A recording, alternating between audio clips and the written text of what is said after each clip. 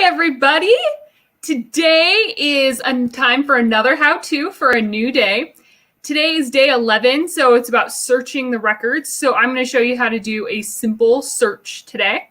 So I'm just going to go ahead and put my screen up here and we can get started. So the very first thing that you are going to do is, of course, go to familysearch.org, and then you are going to sign into your account.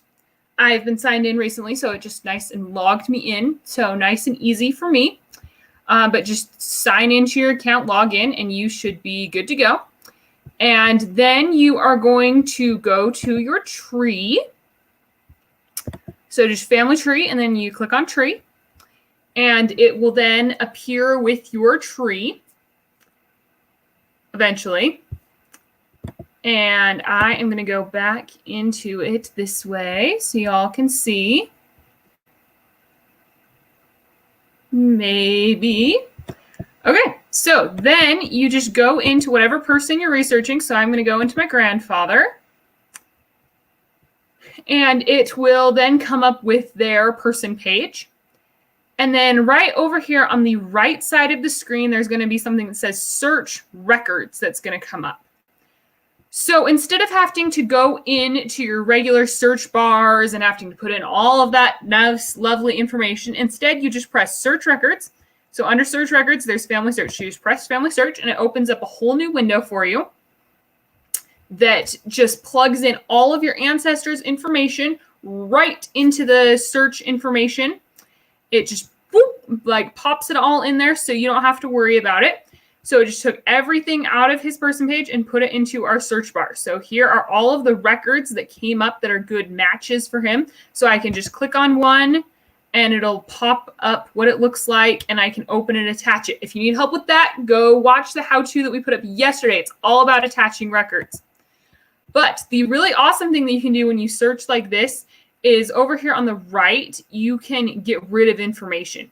So maybe you have a woman and you're looking for her parents. So you don't want it to search with her married name because that's not going to give you information about that. And her death isn't going to give you information. So you can just knock that out, and her marriage, and just put in the birth information.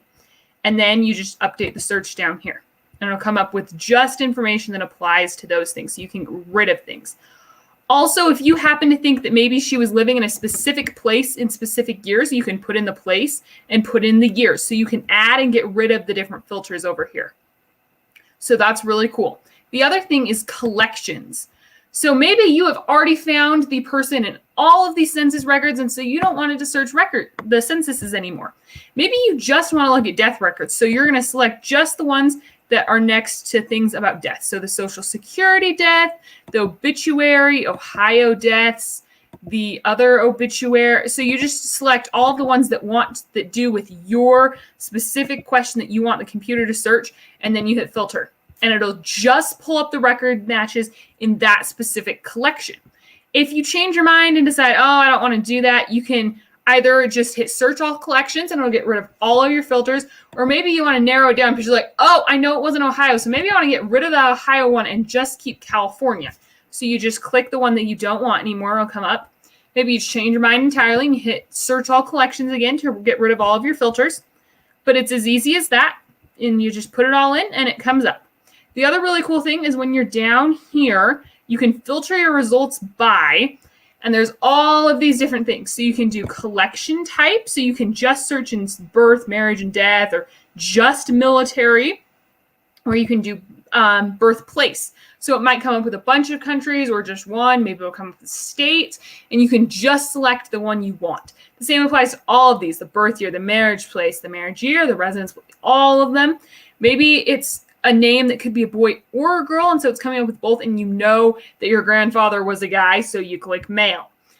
So there's really awesome ways to do the filter. So you just click on whichever one you want, and it'll go ahead and apply that filter and just do stuff in that one. And then maybe you change your mind, so you go back to all collection type, and it'll get rid of it and go back to where you were before.